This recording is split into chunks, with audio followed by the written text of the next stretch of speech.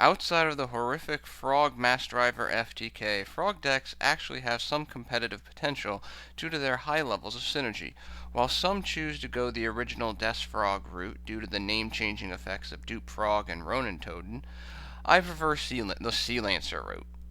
Starting off, in my opinion, the most important card in any Frog-based deck is obviously the 3 copies of Swap Frog. Swap Frog has 3 critical effects. First, the ability to special summon itself from the hand at the cost of a water monster discard, significantly increasing the efficiency of rank 2 plays. Second, the ability to dump a level 2 aqua monster to the graveyard from the deck, promoting deck thinning and increased playmaking. Third, the ability to bounce a monster back from the field back to your hand to net another normal summon of a frog monster that isn't Swap Frog. Finally, 1000 attack points is really not very bad for a level 2 monster.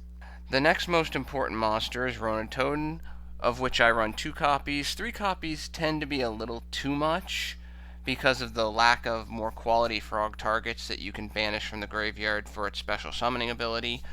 Overall, Ronintoadin is one of the most annoying monsters in the deck, with its ability to continuously summon itself from the graveyard and set up rank 2 plays. Also, at 2000 defense, it can be a decent wall now and again. 3 copies of Dupe Frog is also warranted for this deck for searching and defense purposes. Also, the attack magnet effect can set up attack locks with 2 copies on the field at once. Flip-Flop Frog is an interesting tech, but its overall use typically depends on the cooperation with Dupe Frog's attack magnet effect or some other form of stall. However, I like to risk it because typically the worst case scenario is you're going to bounce back the card that attacks Flip-Flop, so I run 1 copy. In part due to the lack of original Death Frogs in this design, I like running 2 copies of Poison Draw Frog to supplement rank 2 play and sneak in some extra draws now and again via some other card options in this deck. Finally, it must be said that I don't run Treeborn because I run a lot of back row in this deck, so I can rarely activate Treeborn's effect. Continuing on with the non-frog monsters, the feature player of this deck is of course Sea Lancer. Sea Lancer is bounce itself up to 2300 attack that can block the field for an extended period of time due to its anti-destruction ability, in addition to producing numerous pluses when the opponent finally removes it from the field, regardless of how it is removed from the field. However, Sea Lancer is only good when sufficient time has been given to prep for its arrival. Therefore, I only run 1 copy of Sea Lancer. Otherwise, Lancer can clog the hand, producing inefficiency and bad draws. There's little worry about running 1 copy because the presence of Herald of Pure Light in the extra deck can bounce Lancer from the graveyard back to the hand, so you can continuously reuse it. Furthermore, to help support Sea Lancer summoning as well as field control, I run 1 copy of Mother Grizzly. I could run more, but the deck seems to flow better in its current configuration versus when I add more because I have to take certain other cards out. Another nice monster tech I like to run for this deck is 2 copies of Aquaactress Tetra, for it helps produce deck thinning as well as deck speed that will be understood later when you see some of the other cards in this deck. Also, monster effect negation is still important in the meta, and relying exclusively on a card like Solemn Strike can be a little shaky with Twin Twisters running about. Thus, I like running 2 copies of Effect Veiler. Another nice little surprise card from this deck for an unsuspecting opponent can come in the form of one of my 2 copies of Graydle Eagle, which makes a nice tech, especially in combination with a certain spell card that will be discussed later, for while some cards can avoid its targeting Snatch Steal effect, most still can't. I think the anti-targeting thing has been a little overblown. For example, Eagle is a fantastic card against Monarchs, which is a deck that this deck can really struggle against. Finally, while Light and Darkness Dragon is a popular choice in this deck and other builds that I've seen, and I definitely understand and appreciate why, the inability of Light and Darkness Dragon to destroy the negated card can be a little troublesome. So, for me, I like to go kind of big time with my final tech, and instead of running Light and Darkness Dragon, I choose to run Arcana Force EX, the Light Ruler. Ironically, the coin flip associated with the Light Ruler's effect is somewhat irrelevant as a matter of course because both effects are very nice. Force either allows you to add a card from the graveyard to your hand after you destroy a monster with it, which will happen almost all the time with its 4,000 attack, or allows the negation of any effect for the cost of 1,000 attack points, which commonly will net 2 negations before the opponent can even get over EX, and unlike Light and Darkness, Light Ruler destroys the negated card.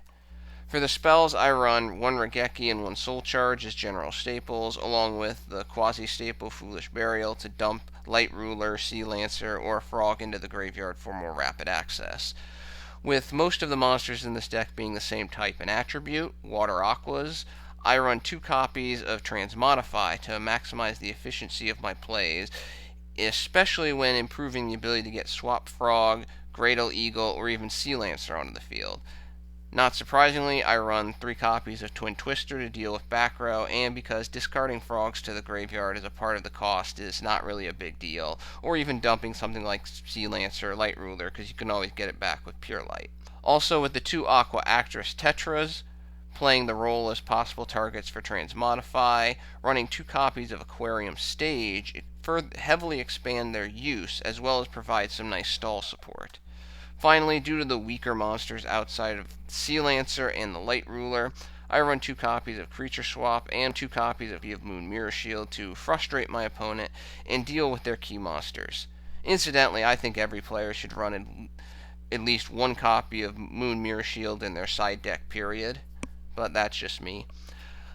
For the traps, I run a series of general staples to compensate for the somewhat low attack associated with this deck's plays: 1 Torrential Tribute, 1 Bottomless Trap Hole, 1 Solemn Warning, 1 Vanity's Emptiness, and 2 Solemn Strikes.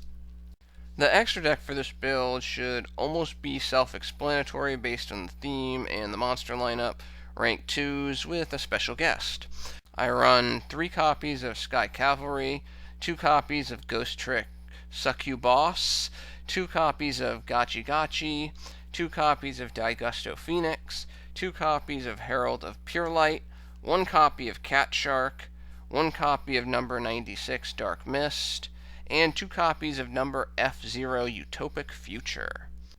In past experience, when I face off against other builds of Froggy Sea Lancer nature, I tend to see the opponent bricking a lot, because the reality for this deck is Swap Frog is typically an incredibly important card to start off with because it fuels a lot of your combinations. This build attempts to neutralize the all or nothing mentality a lot of designers seem to have, using a large number of tributes in the form of Light and Darkness, a number of Monarchs, and multiple Sea Lancers, constructing a deck that has more consistent and frequent playmaking styles. And not surprisingly, whenever I play this deck, I almost never say to myself, geez, I really bricked with this draw. Oh, I seem to always have something I can do to make a play. I like playing this deck, and in my experience it's a good, solid, competitive rogue deck because it frequently has answers to almost anything an opponent puts on the field due to its battle elimination proficiency. I bet you never thought you'd hear that said about a frog deck, right? Well, that is my frog deck featuring Sea Lancer. Thank you for your attention and your time. I'm out.